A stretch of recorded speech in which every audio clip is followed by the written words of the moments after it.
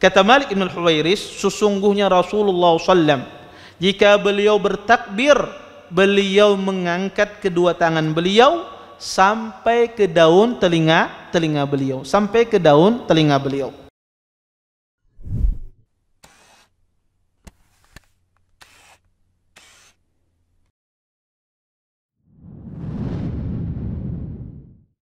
Assalamualaikum warahmatullahi wabarakatuh.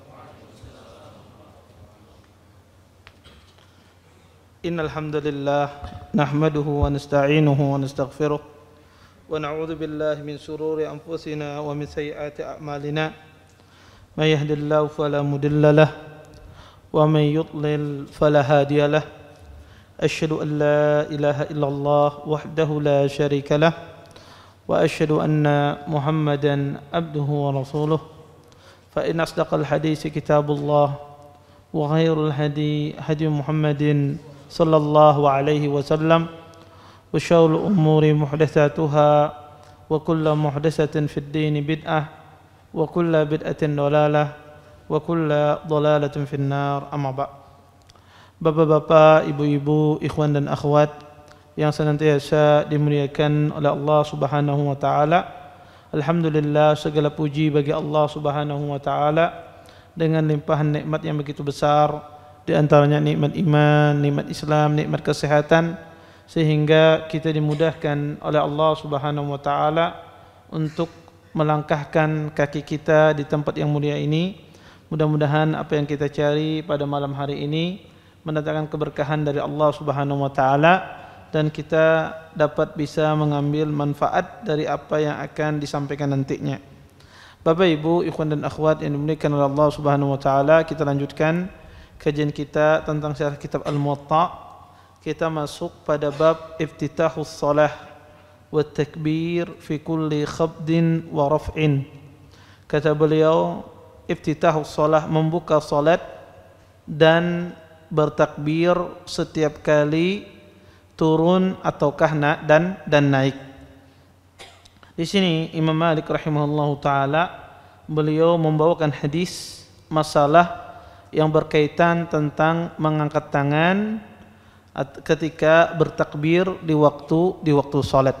Di sini beliau sangat banyak sekali membawakan hadis-hadis di dalam masalah ini, dan insyaallah kita berusaha akan menjelaskan secara terperinci. Dan di sini saya juga akan berusaha menjelaskan khilaf ulama dalam masalah ini, karena ini penting.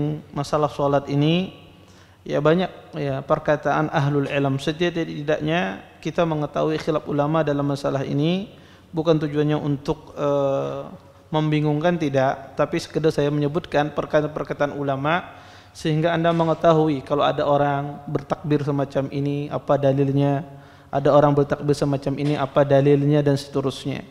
Dan juga nanti kita jelaskan mana yang rajih dari pendapat para ulama.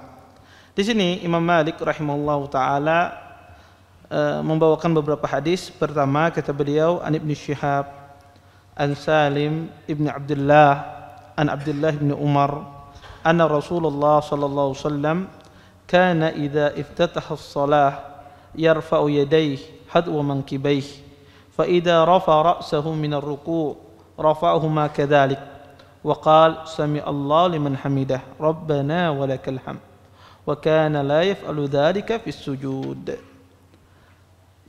Dari Zuhri, dari Salim ibn Abdullah, dari Abdullah ibn Umar, sesungguhnya Rasulullah SAW jika beliau membuka salat, beliau mengangkat kedua tangan beliau hadwa mankibaih, sejajar dengan pundak beliau atau bahu beliau. Fa idza rafa ra'sahu min ar-ruku', dan jika beliau bangun dari ruku, rafa'ahuma kadzalik, Nabi pun juga mengangkat kedua tangan beliau. Wa qala sami Allahu liman hamidah rabbana walakal hamd, dan beliau mengucapkan sami Allahu liman hamidah rabbana walakal hamd.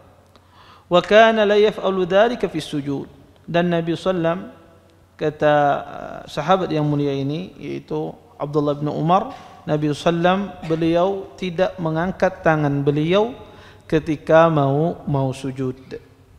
Bapak Ibu, hadis ini adalah hadis yang sangat agung, hadis yang sahih, ya, dikeluarkan juga oleh Imam Muslim dan yang lainnya. Hadis ini berbicara tentang masalah bagaimana seseorang membuka salatnya. Di dalam hadis ini dijelaskan Nabi SAW beliau membuka salatnya adalah dengan bertakbiratul ihram atau dengan bertakbir. Pertama, para ulama mengatakan takbir yang membuka salat adalah takbiratul ihram.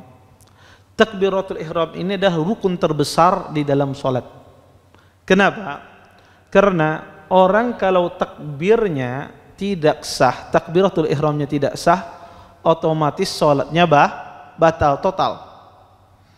Anda kalau ketinggalan, misalnya ketinggalan sujud di waktu salat, lupa sujud di waktu salat. Sujud rukun di dalam salat.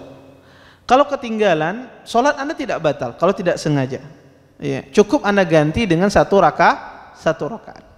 Tapi kalau Anda ketinggalan takbiratul ihram, maka batal salat Anda, tidak bisa diganti, tidak bisa diapa-apain. Kalau salah orang itu takbiratul ihramnya, maka batal salat orang tersebut. Para ulama mengatakan takbiratul ihram itu, ya, yang wajibnya adalah kalimat takbirnya, Allahu Akbar. Itu yang rukunnya, kalimat Allahu Akbarnya itu. Kalau seandainya dia tidak mengatakan, gimana Ustaz? Nanti kita akan jelaskan. Tetapi yang terpenting di kalimat di takbiratul ihram adalah lafaz Allahu Akbar tersebut. Lafaz Allahu Akbar ini apakah harus diucapkan? Iya, harus diucapkan. Tidak sah takbiratul ihram orang kalau dia bertakbiratul ihram kemudian dia tidak mengucapkan dengan lisannya. Dia tidak mengucapkan dengan lisannya, maka tidak dikarenakan dia bertakbir. Karena takbiratul ihram itu harus diucapkan. Kalau ada orang sholat langsung dia kayak gini, di dalam hatinya bertakbiratul ihramnya, maka tidak sah takbiratul ihramnya, batal sholatnya. Karena di antara syarat takbiratul ihram itu diucapkan. Berarti Ustadz, kalau diucapkan apakah didengarkan? Tidak harus. Anda mengucapkan tidak harus mendengar, memperdengarkan, tidak harus. Tetapi yang penting Anda menggerakkan mulut Anda. Ada sebagian orang mungkin, ya, dia mengeraskan takbiratul ihramnya Allahu Akbar, maka ini juga keliru. Ya, sampai mengganggu orang yang di sampingnya. Maka takbiratul ihram itu diucapkan dan tidak harus mengucapkan itu memperdengarkan orang di sampingnya. Ustadz, ulun mengucapkan tapi telinga ulun kadang mendengar, tapi lisan ulun mengucapkan, sah nggak takbiratul ihramnya? Sah, tidak ada masalah. Nggak mengharuskan telinga Anda mendengar, karena sifat mendengar itu sifat yang lebih. Ya, sifat mendengar, memperdengarkan kita diri sendiri itu adalah sifat yang lebih. Itu tentunya lebih baik. Tetapi kalau sekedar dia mengucapkan, dia menggerakkan walaupun telinganya tidak mendengar, maka tidak ada masalah. Yang penting dia menggerakkan lidahnya untuk mengucapkan takbiratul ihram. Maka di antara syarat pertama seseorang itu bertakbiratul ihram adalah dia mengucapkannya, bukan tidak diucapkan. Kemudian yang kedua, syarat yang kedua takbiratul ihram itu sah adalah ketika seseorang melakukannya dalam kondisi berdiri. Tidak boleh orang bertakbiratul ihram dalam kondisi tidak berdiri kalau dia mampu. Kalau dia mampu berdiri, tidak boleh di takbiratul ihram dalam kondisi tidak berdiri. Banyak kesalahan terjadi, khususnya dan sering saya ingatkan ketika orang itu masbuk di dalam sholat. Ketika cepat-cepat dia mau mengejar imam, dia bertakbiratul ihram dalam kondisi agak membungkuk mendekati ruku. Maka ini tidak boleh. Kalau posisinya membungkuk mendekati ruku, itu tidak boleh, tidak sah takbiratul ihramnya, sholatnya batal. Kenapa? Karena takbiratul ihram salah, maka sholatnya batal. Maka bertakbiratul ihram itu dalam kondisi berdiri. Ya. Sebegitu pula kalau seandainya dia bertakbiratul ihram bersandar. Misalnya kebetulan di buncu sana sembahyang, di higa dinding, kemudian menyender dia Allahu Akbar. Kalau dia berpangku pada senderan tersebut, kalau dihilangkan dindingnya jatuh dia, maka kalau dia bertakbiratul ihram dalam kondisi demikian tidak sah. Ya, tidak sah seseorang ya bertakbiratul ihram dalam kondisi demikian. Maka harus berdiri dalam kondisi sempurna. Ya. Kemudian ya, takbiratul ihram juga tidak boleh ada dipisahkan kalimat Allahu Akbar tersebut dengan waktu yang lama. Misalnya mengatakan Allahu diam Akbar misalnya. Maka tidak boleh di dalam waktu yang lama. Kalau dalam waktu singkat maka tidak ada masalah. Tapi kalau di dalam waktu yang lama ini tidak boleh. Ini tidak boleh. Maka harus seseorang mendatang takbiratul ihram sebagaimana yang diminta di dalam syariat Islam. Kemudian di dalam hadis ini dikatakan bahwasanya kata Ibnu Umar, sesungguhnya Rasulullah SAW idza iftataha shalah yarfa'u yadayhi hadwa mankibayhi. Sesungguhnya Rasulullah SAW jika beliau membuka salat, beliau mengangkat kedua tangannya sampai ke bahunya. Pertama, apa hukum mengangkat tangan ketika takbiratul ihram dan ketika takbir yang lain, baik ketika ruku dan bangkit dari ruku? Apa hukumnya mengangkat tangan ini? Dinukil oleh Imam Ibnu Mundir, Ibnu Qudamah dan Imam An-Nawawi rahimahullahu taala ijma' tentang diperbolehkannya atau disunnahkannya mengangkat kedua tangan di dalam salat. Tetapi sebetulnya mengangkat kedua tangan di dalam salat ini terjadi khilaf di kalangan para ulama. Pendapat pertama mengatakan bahwasanya mengangkat dua tangan ini hukumnya sunnah di dalam takbiratul ihram. Ya, mengangkat kedua tangan ketika takbiratul ihram itu hukumnya sunnah, dan inilah pendapat jumhur ulama. Pendapatnya jumhur ulama. Pendapat yang kedua adalah pendapatnya ya Imam Al-Zahiri, ya Ibnu Hazm, ya, dan juga pendapatnya Daud Al-Zahiri, bahwasanya mengangkat kedua tangan di waktu salat khususnya di takbiratul ihram itu hukumnya wajib. Dan ini juga dikuatkan pendapat ini oleh Imam Al-Humaidi, Al-Auza'i dan Ibnu Khuzaimah, ya, Ibnu Khuzaimah. Kemudian pendapat yang ketiga, ya, dan ini pendapatnya ya dinisbatkan kepada Imam Malik, bahwasanya tidak diangkat tangan ketika bertakbiratul ihram, yaitu yang disebut dengan sadal atau dengan irsal. Dia meluruskan tangannya, dia tidak mengangkat sama sekali, ya. Dan ini pendapatnya Imam Malik, riwayat dari Imam Malik. Kemudian pendapat yang keempat adalah pendapat yang mengatakan ya sunnah secara mutlak, baik itu bagi seorang munfarid salat sendirian dan bagi seorang imam. Tetapi jika makmum, dia tergantung imamnya. Jika imamnya mengangkat, dia mengangkat tangan. Jika imamnya tidak mengangkat tangan, maka dia tidak mengangkat tangan.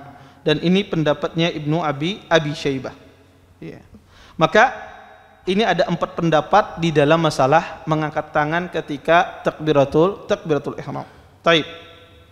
Pendapat yang paling rajih dalam hal ini adalah pendapat yang mengatakan mengangkat takbiratul ihram itu hukumnya sunnah. Apa dalilnya? Dalilnya adalah hadis yang kita bacakan tadi, yaitu hadis Abdullah bin Umar radhiyallahu taala anhuma. Beliau mengatakan anna Rasulullah sallam, dalam riwayat Bukhari dan Muslim, kana yarfa'u yadayhi hadwa mankibayhi idza iftataha as-salah. Kata Abdullah bin Umar, sesungguhnya Rasulullah sallam beliau mengangkat kedua tangan beliau sampai ke bahu beliau ketika beliau membuka salatnya. Maka ini menunjukkan ya bahwasanya mengangkat tangan ketika takbiratul ihram itu hukumnya sunnah. Dalilnya apa? Dalilnya adalah perbuatan Nabi. Nabi mengangkat tangan. Kenapa kita bisa mengambil sunnah? Karena tidak ada perintah dalam bentuk perkataan, tetapi itu perbuatan Nabi. Maka perbuatan Nabi kalau dilakukan itu menunjukkan sunnah secara asal. Jadi kalau Nabi melakukan sesuatu kemudian tidak ada perintah dari Nabi dalam bentuk perkataan, maka itu menunjukkan perbuatan itu sunnah bukan wajib. Menunjukkan perbuatan itu sunnah bukan wajib. Dan Nabi SAW kebiasaan beliau setiap kali beliau salat beliau mengangkat kedua tangan beliau, karena kata Ibnu Umar kana idza iftatahas shalah, kana itu menunjukkan alal mudawamah, terus menerus. Setiap kali beliau salat, setiap kali itu pula beliau mengangkat tangan. Maka kalau ada lafzu kana, lafaz kana ya fi'il kana ini kalau ada di dalam bahasa Arab itu menunjukkan perbuatan tersebut dilakukan apa? Terus menerus. Makanya ketika pian tawaf antara rukun Yamani ke Hajar Aswad, kita disuruh membaca doa apa? Rabbana atina fid dunya hasanah wa fil akhirati hasanah wa qina adzabannar. Baik. Kalau putarannya panjang tawafnya, ya putarannya panjang. Palingan seberapa lama habis dah doa itu? Hajar Aswadnya masih jauh. Apakah diulangi lagi doanya? Terus diulangi. Kenapa? Karena disebutkan karena Nabi SAW jika beliau tawaf, beliau membaca doa Rabbana atina fid dunya hasanah. Kalau belum selesai terus diulangi. Karena lafzu kana itu menunjukkan terus menerus. Maka Nabi SAW di dalam hadis ini, dalam setiap kali sholat beliau mengangkat kedua tangan. Dan asal perbuatan Nabi SAW kalau tidak ada perintah dalam bentuk perkataan itu menunjukkan sunnahnya perbuatan tersebut. Kemudian dinukil ijma oleh Imam Ibnu Munzir, Ibnu Qudamah dan Nawawi. Ya. Berkata Imam Ibnu Munzir rahimahullahu taala, lam yakhtalif ahlul ilm anna an-nabiyya sallallahu alaihi wasallam kana yarfa'u yadayhi inda iftitahis salah. Kata Ibnu Munzir, tidak ada berselisih para ulama. Sesungguhnya Nabi sallallahu alaihi wasallam beliau mengangkat kedua tangan beliau ketika beliau membuka salatnya. Berkata Imam An-Nawawi rahimahullahu taala, ajma'atil ummah ala istihbabi raf'il yadain fi takbiratul ihram wa ikhtalafu fima siwaha. Kata Imam Nawawi, umat sepakat bahwasanya tentang sunnahnya mengangkat kedua tangan ketika takbiratul ihram, dan para ulama berselisih ketika selain takbiratul ihram tentang masalah mengangkat kedua tangan. Seperti itu pula hal yang dinukil oleh Imam Ibnu Qudamah. Beliau mengatakan, la na'lamu khilafan fi istihbabi raf'il yadain inda iftitahis shalah. Kami tidak mengetahui khilaf, kata Ibnu Qudamah, ya, tentang sunnahnya mengangkat kedua tangan ketika seseorang membuka salatnya.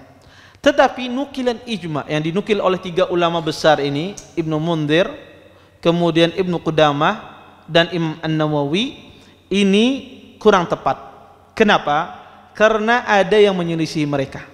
Ya, karena ada yang menyelisih ijma tersebut. Siapa di antaranya? Adalah Ibnu Khuzaimah, Imamul Muhaddisin.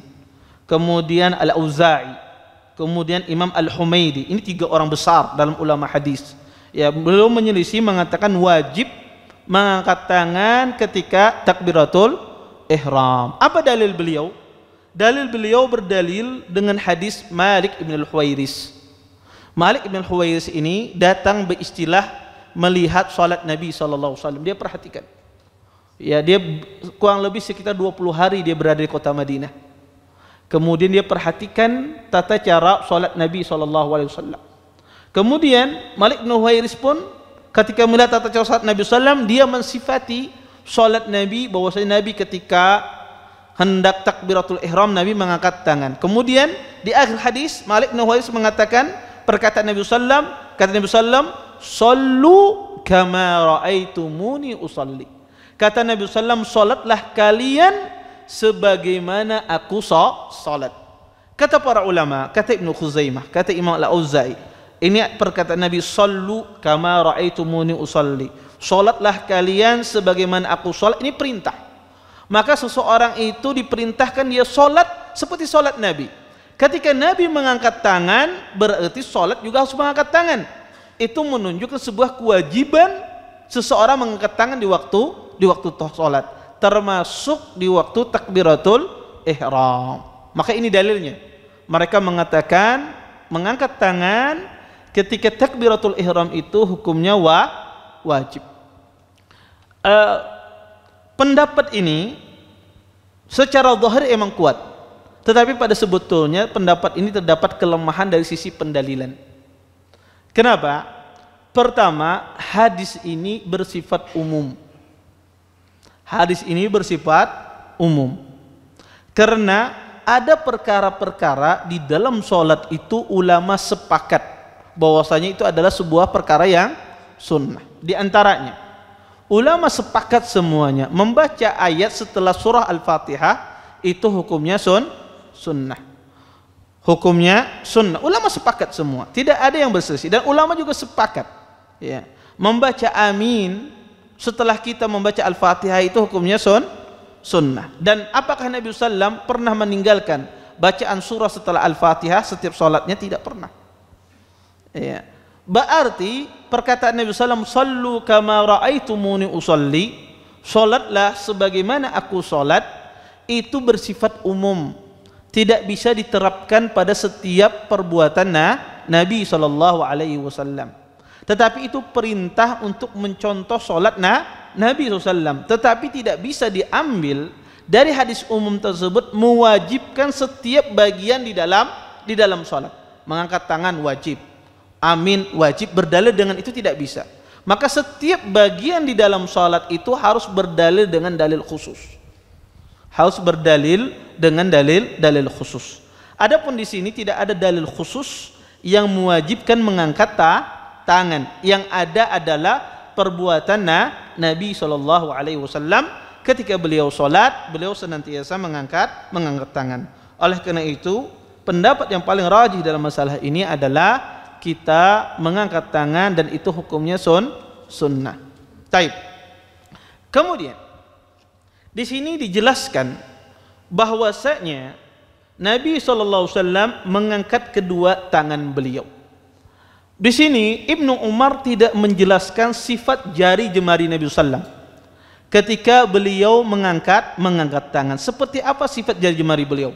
Apakah terbuka semacam ini? Apakah rapat? Atau seperti apa jari jemari Nabi SAW ketika beliau mengangkat tangan ketika takbiratul ihram? Para ulama di sini ya, berselisih ya, masalah tentang mengangkat tangan ini, apakah dibuka, apakah rapat, apa seperti apa. Kemudian kalau seandainya dibuka atau dirapat, sampai mana kita ini mengangkat tangan? Apakah sampai ke daun telinga ataukah sampai ke bahu ya? Kalau seandainya sampai ke bahu, apakah harus menempel? Kalau seandainya di telinga, apakah ibu jarinya menyentuh telinga atau seperti apa ketika seseorang mengangkat tangan di dalam sholat? Di dalam hadis ini bersifat secara umum. Oleh karena itu para ulama perselisihan masalah kedua telapak tangan ini ketika seseorang takbiratul ihram.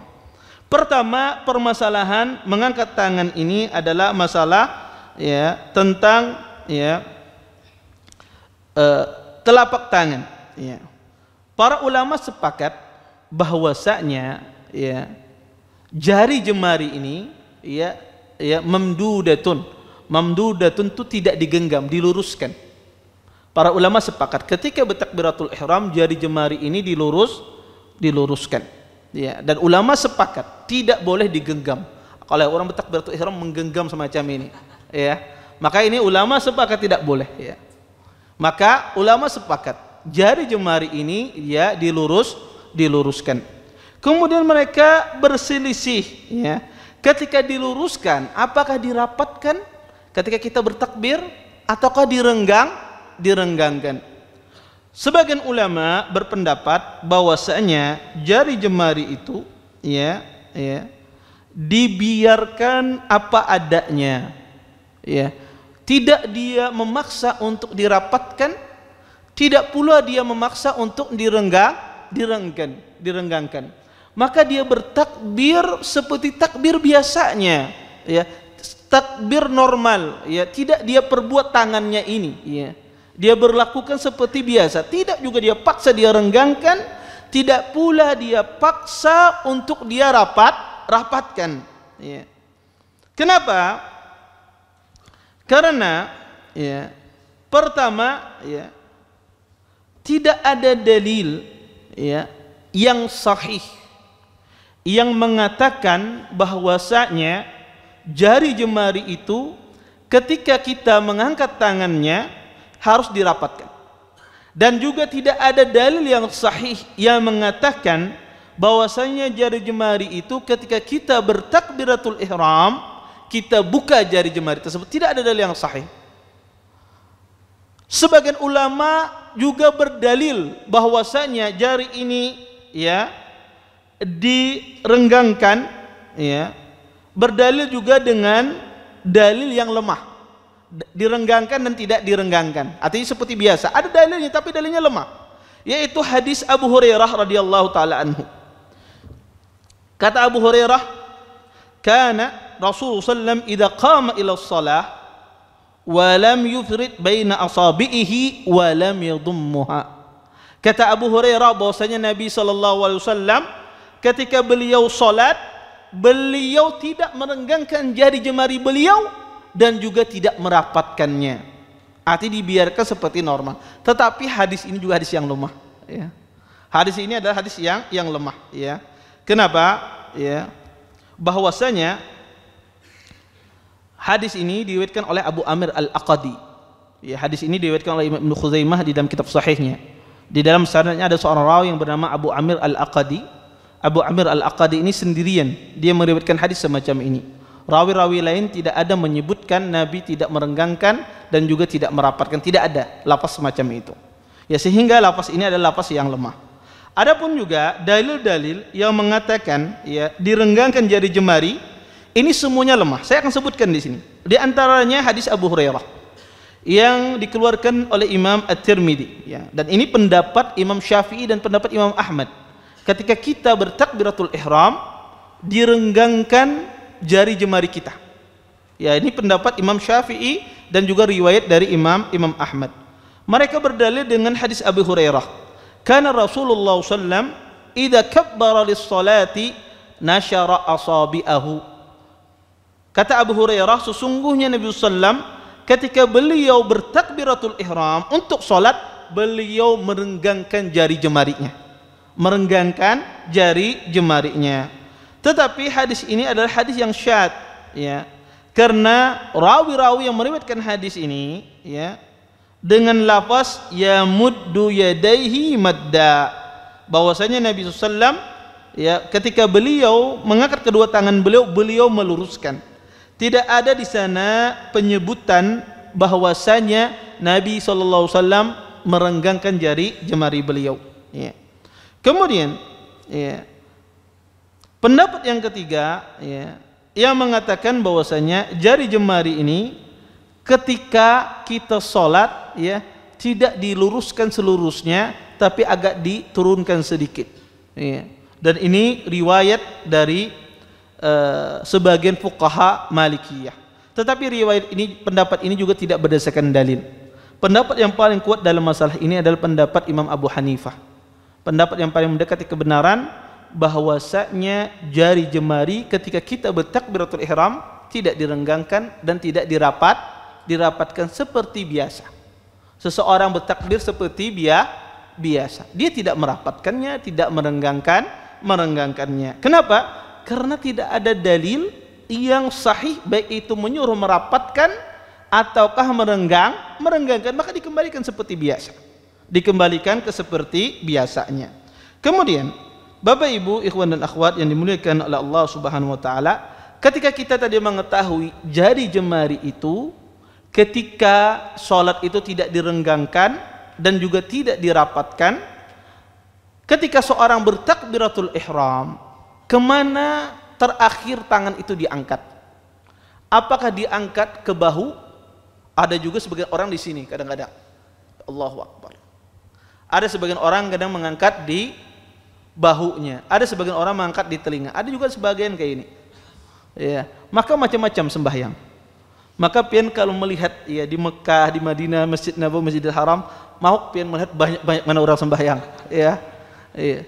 Cara orang sembahyang macam-macam, ya. Kalau kita di Indonesia bisa bertumburan sokok, ya.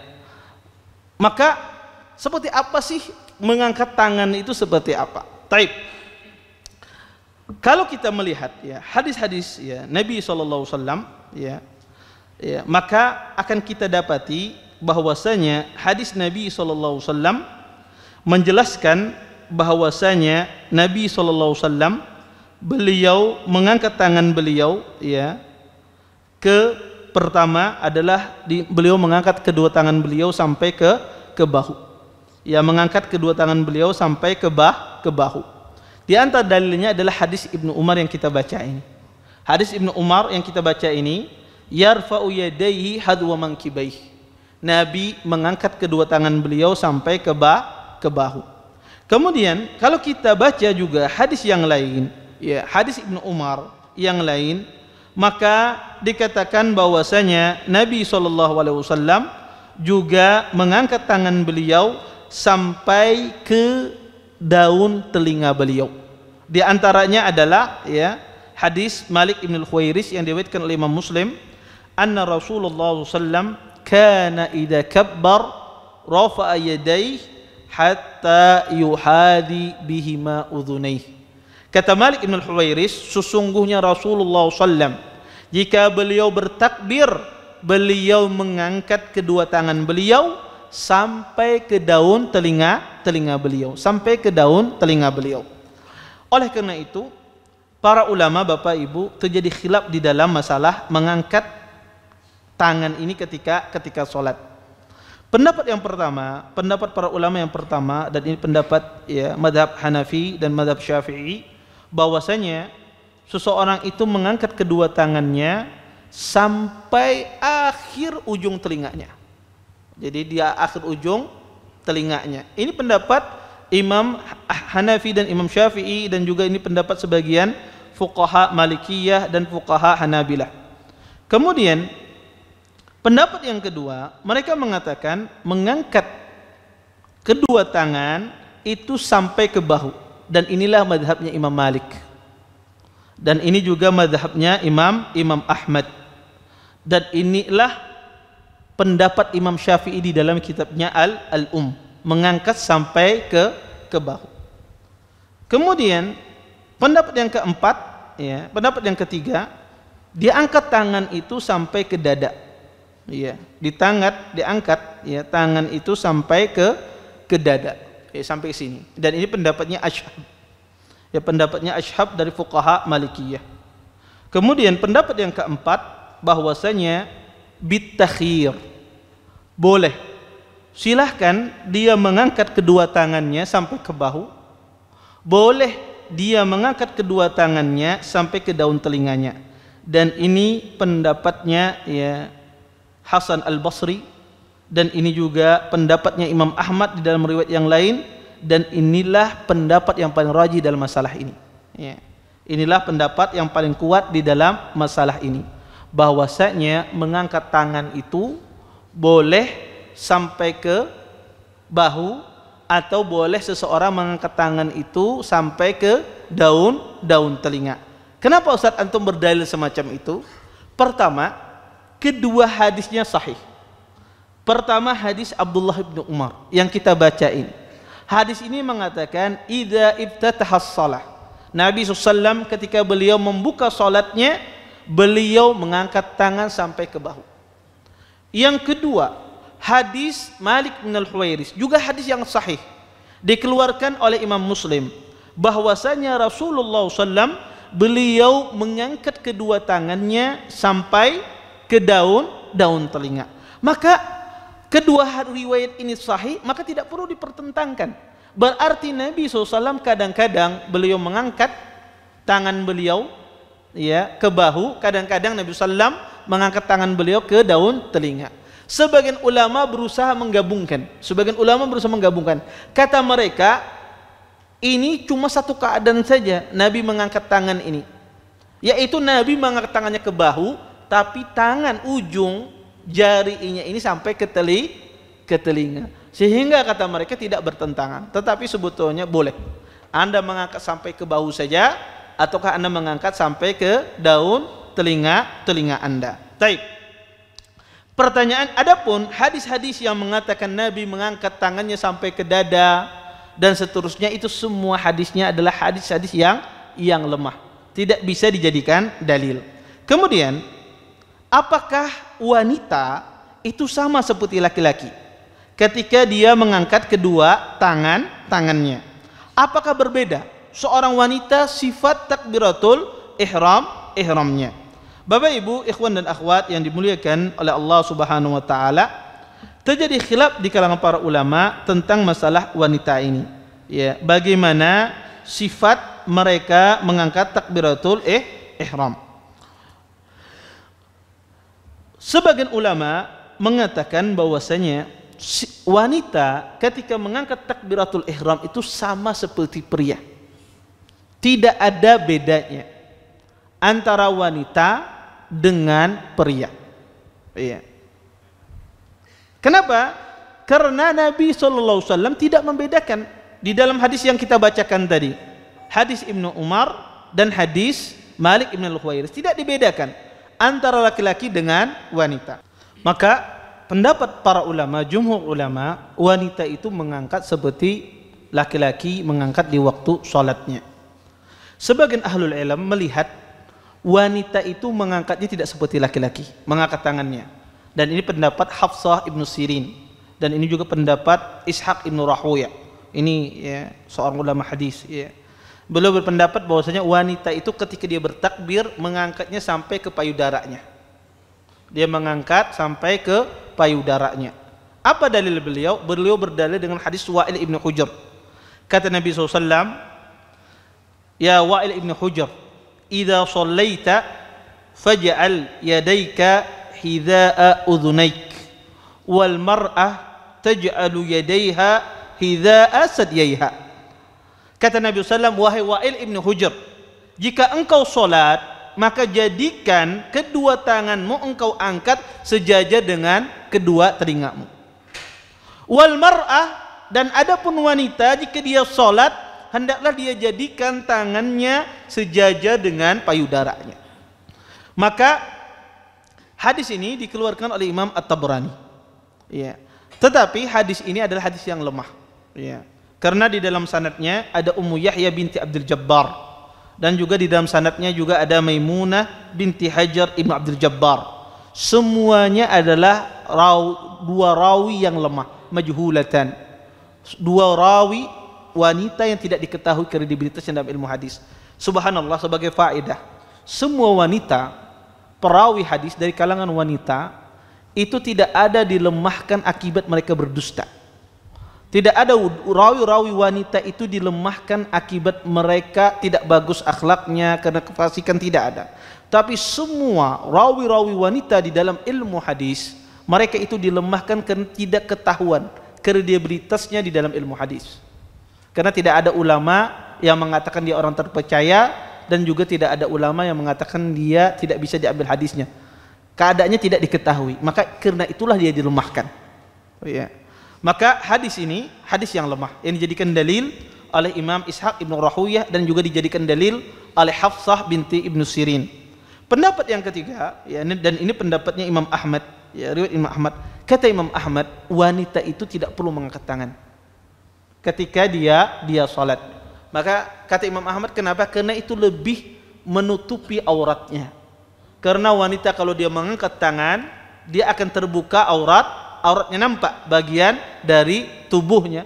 Maka kata Imam Ahmad tidak perlu dia angkat. Ya. Tetapi pendapat ini tentu ya berdalil dengan dalil akal.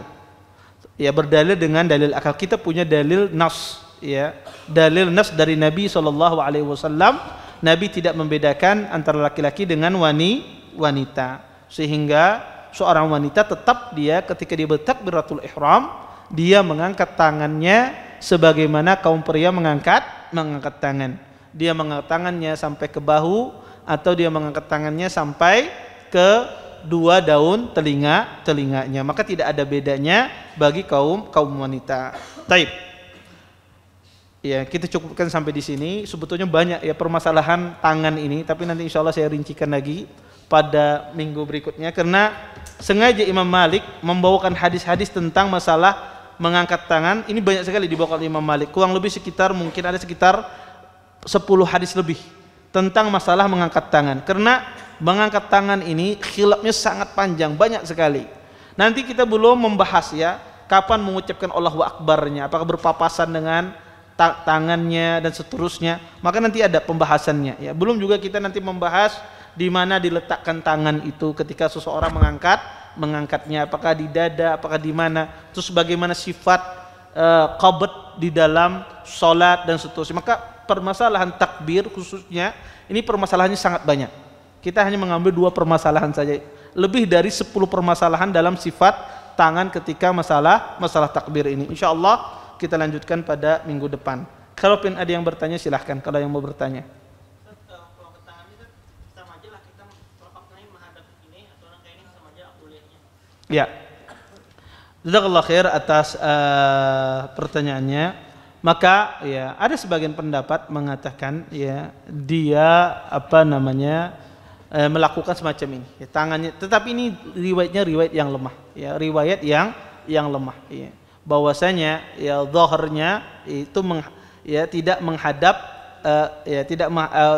batinnya ini ya, telapak tangannya itu tidak menghadap ke depan, tidak menghadap ke kiblat. Ada riwayat demikian, sehingga ada sebagian fuqaha berpendapat demikian. Tetapi ini riwayat yang lemah. Yang benar adalah seseorang ya mengangkat tangannya,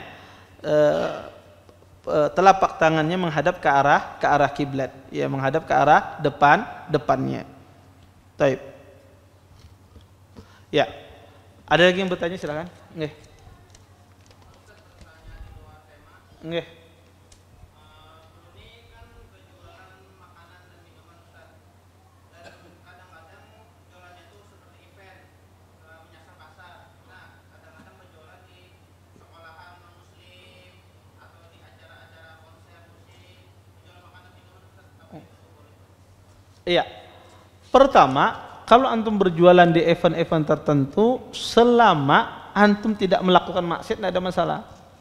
Contoh misalnya, ulun berjualan saat pas acara, misalnya ada konser musik, misalnya antum berjualan di sana, tetapi antum tidak mendengarkannya. Nah itu pertanyaannya, ya, apakah antum benar? Nah kalau itu yang pertama. Yang kedua, kita tidak mendatangi tempat yang mungkar. Jadi seseorang bentuk dia pengingkaran kemungkaran adalah dia meninggalkan tempat yang mungkar. Nah, kalau itu terpenuhi tidak ada masalah. Berarti di mana ulun berjualannya berjauh dari tempat tersebut, ya, tidak berada di tempat yang persis misalnya. Maka tidak ada masalah selama tadi kita tidak ikut mendengarkan ya. Itu apa caranya bisa aja kan, pasang headset, pasang apa ya. Kemudian adalah kita menjauh dari tempat tersebut, tempat konser tersebut. Kalau pengen jauh dari tempatnya maka tidak ada masalah, ya tidak ada masalah. Karena pada asalnya jual beli itu halal, ya di mana saja kita berjual. Atau berjual dalam acara-acara yang tidak syar'i misalnya. Lagi acara tidak syar'i Anda berjualan, maka pada asalnya halal. Karena Anda tidak langsung dalam membantu acara tersebut, tidak. Iya, karena Anda jual beli, maka tidak mengapa. Yang penting Anda tidak ikut dalam event yang tidak syar'i tersebut, tidak langsung ikut dalam acara kemungkaran tersebut, maka insya Allah tidak mengapa. Wallahu taala alam. Taib. Wah, nyata. Bismillah. Saya mau nanya, Tat. Awal saya hijrah, saya pertama masjid yang saya masuki Masjid Imam Syafi'i. Nggih. Nah, di situ saya melihat beragam cara orang mengangkat takbir. Ada yang seperti ini menyikut kan, sedangkan kita rapat safnya. Ada yang begini, sampai ada yang begini. Nah, yang saya tanyakan, apakah itu semua ada tuntunannya, Tat? Yang kedua, apakah kalau itu memang ada tuntunannya, apa dalilnya, Tat? Kalau tidak ada, apakah boleh melakukan seperti itu, Tat? Iya. Ya, terima kasih, Tat. Iya, jazakumullah khair. Sebetulnya nanti ada itu pembahasannya kita. Ya, kita belum sampai ke sana. Makanya kata saya pembahasan mengangkat tangan, kita hanya membahas tadi masalah apa? Hukum mengangkat tangan, kemudian jari jemari ulun, baru sampai jari jemari, belum sampai masalah apa namanya membentangkan. Tapi ulun jawab, kasih bocorannya. Ya, intinya tidak ada dalil. Tidak ada dalil yang mengatakan membentangkan dengan sebentang-bentangnya, kemudian merapatkan dengan serapat-rapatnya, tidak ada. Ya, walaupun ada hadis Ibnu Abbas tentang bahwasanya dirapatkan ketika bertakbir, tapi hadisnya lemah. Ya. Terus apa? Maka dia bertakbir seperti biasanya, tidak membentangkan selalu bentang dan tidak juga merapatkan selalu rapat semacam itu. Kembali kepada kondisi normal. Kalau tidak ada dalil, maka kembalinya kepada kondisi biasa. Maka semacam itulah yang dilakukan oleh para sahabat dan juga dilakukan oleh Rasulullah Sallallahu Alaihi Wasallam. Taib. Ada lagi? Taib. Ya. Kita baca pertanyaan di sini, banyak pertanyaan. Bismillah, izin bertanya Ustaz. Untuk sholat yang 2 rakaat, duduk tasyahudnya iftirash atau tawarruk. Bagaimana aturan duduk iftirash dan tawarruk? Pertama harus dipahami lah, duduk tasyahud ini, ya, duduk tawarruk dan iftirash ini, pertama tidak mempengaruhi kesahan sholat seseorang. Artinya, kalau ada orang tuh duduknya tawarruk kah, duduk iftirash kah, sholatnya sah. Ini harus dipahami. Ya, jangan sampai bertumbur, oh duduknya iftirash, duduknya tawarruk, inya sembahyang nggak ada. Ya, ribut bertumbur aja. Ya. Ya, ini sering kayak gitu, orang tumbur ribut masalah apa namanya tarawih 2-4-2-4-nya di ngopian, tapi ini yang paling ribut. Ya, maka harus dipahami duduknya tawarruk atau duduknya iftirash itu tidak mempengaruhi kesahan sholat seseorang, sholatnya sah. Ini yang harus dipahami. Ulama itu berselisih mana yang lebih afdal, lebih utama ketika duduknya. Maka ada ya setidak-tidaknya ya ada 3 pendapat dalam masalah ini. Ya. Pendapat pertama bahwasanya semua duduk itu duduknya tawarruk. Ya. Semua duduk itu duduknya adalah tawarruk. Kemudian ada juga pendapat bahwasanya semua duduk itu duduknya iftirash. Ya, jadi karena duduk di dalam salat itu cuma 3. Ya. Ya, duduk ya di antara 2 sujud, kita duduk di antara 2 sujud, kemudian duduk di tasyahud awal dan duduk di tasyahud akhir. Ya. Maka pendapat yang ketiga adalah pendapat Imam Syafi'i dan Imam Ahmad. Duduk di salat ini ada yang tawarruk, ada yang iftirash. Ya. Tetapi Imam Ahmad dan Imam Syafi'i berselisih.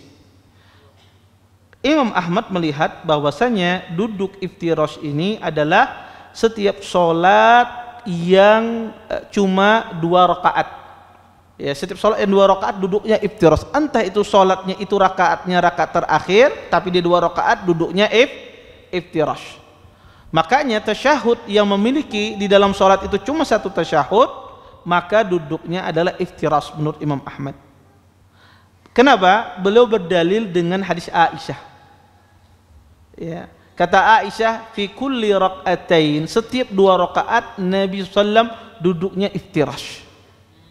Maka berdasarkan itu Imam Ahmad berdalil setiap sholat yang sholatnya cuma 1 kali tasyahud atau 2 rakaat maka duduknya adalah iftirash.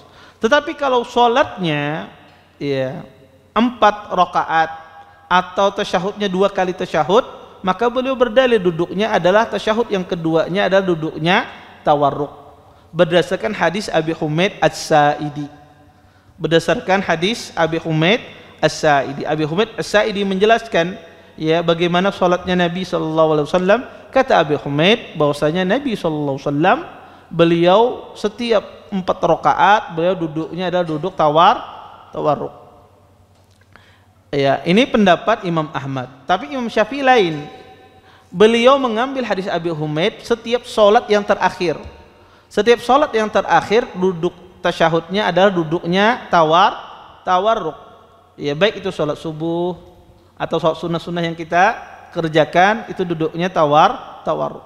Dan setiap sholat yang memiliki 2 kali tasyahud, ya, maka tasyahud pertamanya duduknya iftirash. Ini terjadi perbedaan antara Imam Ahmad dan Imam Syafi'i di dalam masalah ini. Yang rajih wallahu taala alam, ya ini khilaf yang kuat di kalangan para ulama. Yang rajih wallahu taala alam, pendapat Imam Ahmad, kalau ditanya ulun pribadi, pendapat Imam Ahmad lebih kuat dalam masalah ini. Kenapa?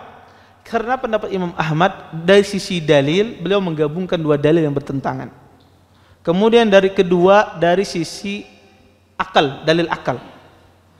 Duduk iftirash, ya, duduk iftirash itu, ya, ketika, ya, dia di rakaat, ya, di rakaat pertama, ya, kemudian itu memudahkan seseorang. Ketika seorang itu duduk iftirash di rakaat pertama, itu lebih memudahkan seseorang, ya. Kemudian di rakaat kedua, ya, duduk, ya, tawarruk, ya, duduk tawarruk di rakaat kedua, ya, karena itu lebih panjang. Tasyahud kedua itu lebih panjang daripada tasyahud pertama. Makanya Imam Ahmad mengatakan di tasyahud kedua itu kenapa ada duduk tawarruk, karena itu lebih aryah, ya, lebih memudahkan bagi orang yang sedang sholat, ya. Karena duduk iftirash itu, ya, kalau seandainya dia duduknya dengan duduk iftirash di 2 sholat, ya, di tasyahud awal, di tasyahud kedua, duduknya iftirash, maka mungkin sebagian orang akan kesusahan, ya, karena duduk iftirash itu agak susah, lebih susah daripada duduk tawarruk. Duduk tawarruk itu lebih santai. Berbeda halnya kalau seandainya sholat itu hanya 1 kali tasyahud, ya. Maka dari sisi ini wallahu taala alam, dari sisi penggabungan dalil juga lebih kuat pendapat Imam Ahmad. Tapi kalau ada orang melaksanakan duduk tawarruk tidak ada masalah. Ya, kenapa? Karena itu dalilnya juga sangat kuat. Dalilnya sangat kuat, sehingga khilaf semacam ini jangan sampai dijadikan bertentangan atau bermusuhan sesama muslim. Taib. Bolehkah seorang dokter meresepkan obat yang ada insentifnya? Maksudnya, misalnya apabila sampai meresepkan obat sampai jumlah tertentu mendapat bonus dari agen obat tersebut. Obat tersebut memang cocok untuk penyakit tersebut, cuma ada berbagai merek, sehingga sang dokter diarahkan untuk meresepkan merek tertentu dengan ada bonus tertentu. Jazakumullah khairan. Pertama, seorang dokter itu harus amanah. Dia seorang dokter, dia harus amanah. Ketika orang datang kepadanya karena orang itu percaya. Orang itu percaya, maka ketika dokter ini tahu di situ ada obat yang lebih bagus daripada ini, mungkin lebih murah, maka hendaknya dia mensyarankan. Maka tidak boleh dia mengatakan minum obat ini, padahal dia tahu obat ini kurang bagus, ada obat yang lebih bagus misalnya, ya, dan lebih murah, ya, misalnya, maka tidak boleh. Karena orang datang itu kepada dia berdasarkan kepercayaan dengan ilmunya, maka di sini dituntut harus amanah. Kenapa orang itu kada datang ke tukang becak berobat? Karena orang kada percaya, ya, orang kada percaya untuk membeca, ya. Kenapa orang kada datang kepada tukang tambal ban berobat? Karena orang kada percaya. Walaupun mungkin ada bisi ilmunya, tapi orang kada percaya. Kenapa orang datang kepada dokter? Karena dia percaya. Dan tidak semua dokter kita percayai. Kadang orang ini dokternya kada bagus, ini bagus. Iya. Kan berdasarkan apa? Kepercayaan seseorang. Karena dia meyakini dokter ini bagus karena dia amanah. Nah, ketika orang itu mengasih obat, meresepkan obat tidak sesuai, ya, maka ini tidak boleh. Tapi kalau seandainya dia dikasih intensif, emang obat yang dia kasihkan itu cocok dan bagus dan itu yang paling terbaik, misalnya, tidak ada masalah. Yang penting dia amanah di dalam mengasih obat. Terus apa Ustadz, ulun dikasih intensif oleh orang, tahu ulun ada obat yang lain, maka pian tulis 2-nya. Nah, ini yang paling bagus, ini yang aku resepkan, tapi kalau pian ini yang paling bagus, Bang. Tidak ada masalah, dijelaskan. Tidak ada mengapa Anda jelaskan. Iya, Anda jelaskan bahwasanya ini, maka terserah. Ya, orang itu nanti ngambil pilihan. Iya, pasti nanti pasiennya bertanya, yang mana dok? ya pasti dokternya harus menunjukkan mana yang benar. Karena yang dia jual itu adalah jasa. Yang dia jual jasa, maka dia harus jujur di dalam menjual jasanya. Maka tidak boleh dia berbohong, menutupi dan yang lainnya. Taib. Bismillah, apa hukumnya kembali bersedekap saat i'tidal? Barakallahu fikum. Masalahnya belum sampai ke sana lagi nih. Jawaban pertanyaan. Taib. Intinya ketika saat i'tidal, ini khilaf ya, apakah kita bersedekap kembali ataukah tidak? Yang rajih tidak bersedekap kembali insyaallah. Nanti kita akan ada pembahasannya. Barakallahu fik Ustaz. Apakah imam madhab yang 4 termasuk salafus saleh? Iya. Madhab yang 4 itu termasuk salafus saleh.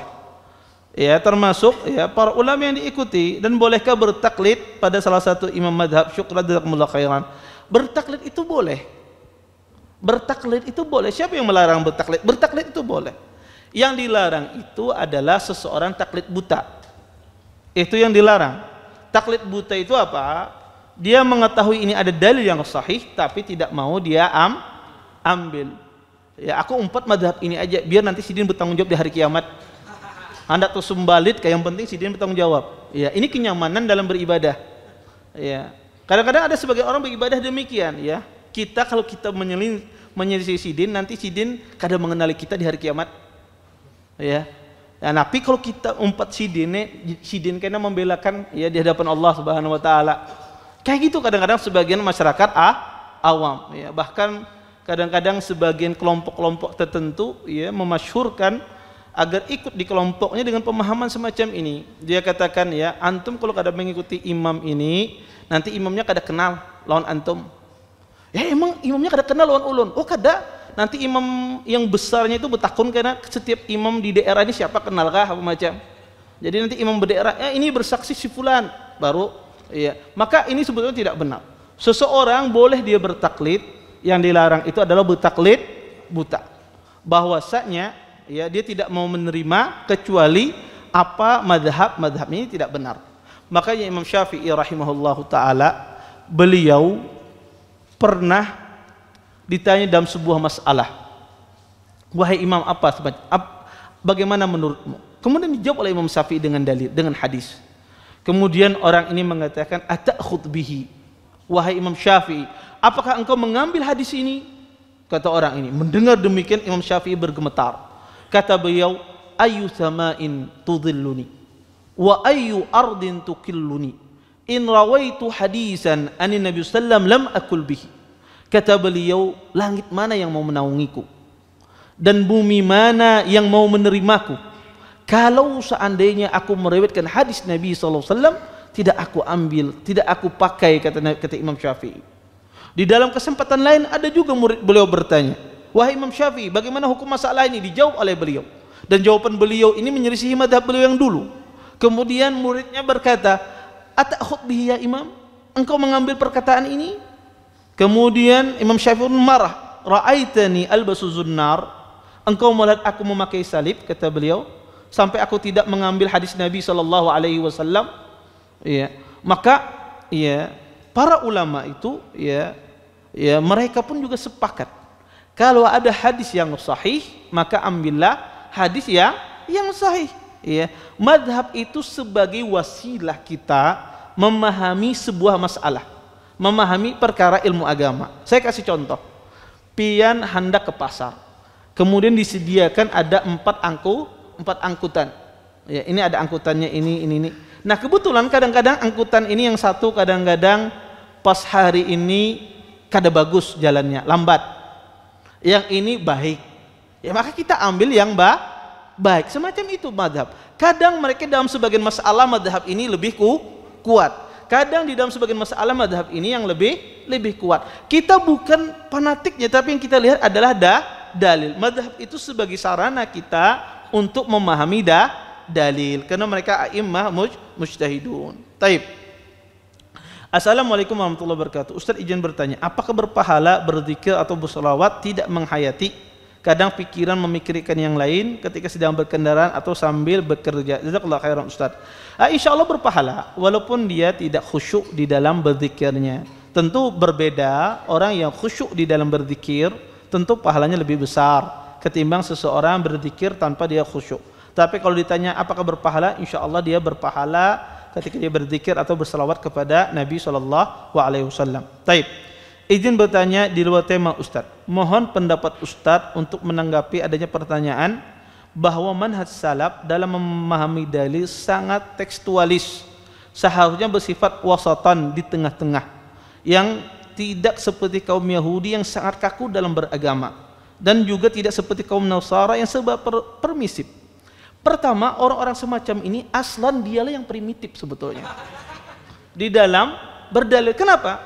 Karena pertama, orang ini sama sekali tidak mengerti manhaj salaf dalam berdalil. Manhaj salaf itu manhaj yang luar biasa di dalam berdalil.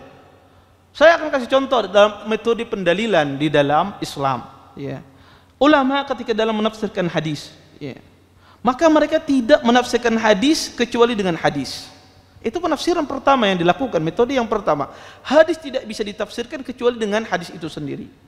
Ya, maka para ulama mencari dalil yang bisa menafsirkan hadis, karena sebaik-baik yang menafsirkan hadis siapa? Rasulullah itu sendiri. Kalau tidak ada hadis yang lain menafsirkan hadis ini, maka ulama mencari para sahabat, rawi-rawi yang meriwayatkan hadis ini, bagaimana dia memahami hadis ini. Karena rawi yang meriwayatkan hadis tentu dia lebih paham terhadap hadis yang dia riwayatkan. Taib, kalau tidak ada penafsiran para rawi-rawi yang menafsirkan hadis ini, para ulama berdalil dengan dalil, ya, dalil lughawi, ya, berdalil dengan bahasa Arab, ya, dengan bahasa Arab. Apa ini maksudnya di dalam bahasa Arab, ya. Maka kalau tidak bisa mereka secara hakikat lughawi, maka berdalil dengan dalil uruf. Ya, urufnya dalam orang Arab semacam ini seperti apa? Maka semacam itu justru orang salaf itu luar biasa kaidah-kaidah di dalam pendalilan. Yang ada adalah orang itulah yang tidak terstruktur pendalilannya. Asal yang ada di otaknya, oh ini kata Bapak. Iya, tidak terstruktur. Kenapa dia tidak terstruktur? Karena dia tidak paham cara pendalilan. Dia tidak mengerti pendalilan. Ketika berhadapan dengan hadis, dia tidak mengerti cara mensahihkan dan melemahkan. Sehingga ketika dilemahkan hadis, boleh beramal dengan hadis lemah.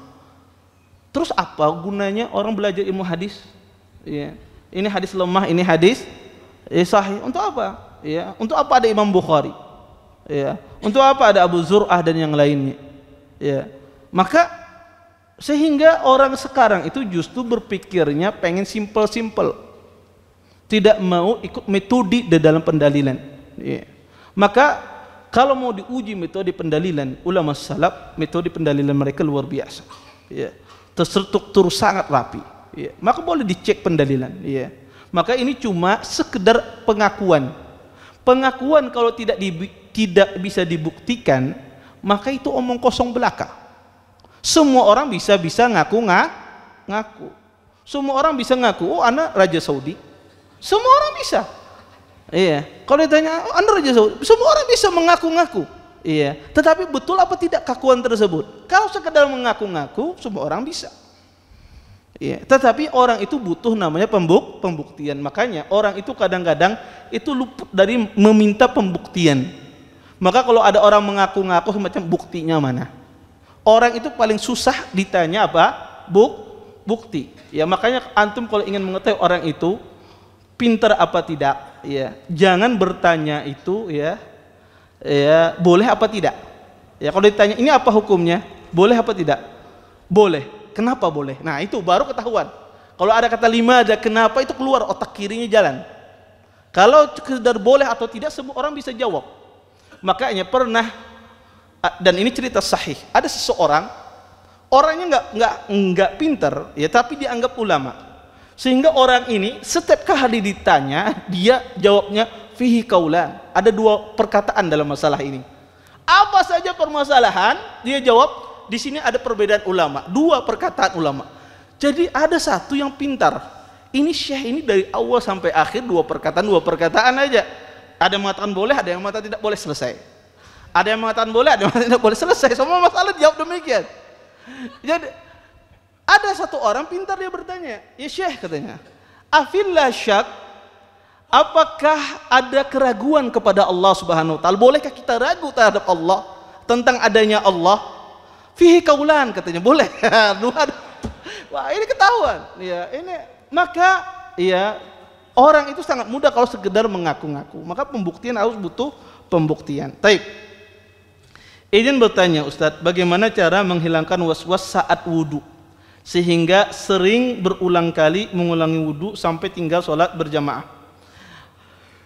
Pertama ya, saya sering menjelaskan was-was ini. Ya emang was-was ini sering terjadi banyak pada kaum muslimin. Intinya ya jangan diikuti bisikan tersebut. Tentu saya tahu orang was-was ini karena banyak orang DM saya curhat tentang orang was-was ini, susah dia menghilangkan sifat was-was di dalam dirinya.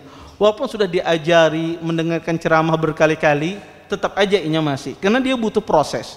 Pertama adalah tidak usah diikuti. Kemudian yang kedua adalah cara yang paling ampuh adalah jangan menyendiri. Sudah. Ketika dia berwudu di hadapan orang banyak.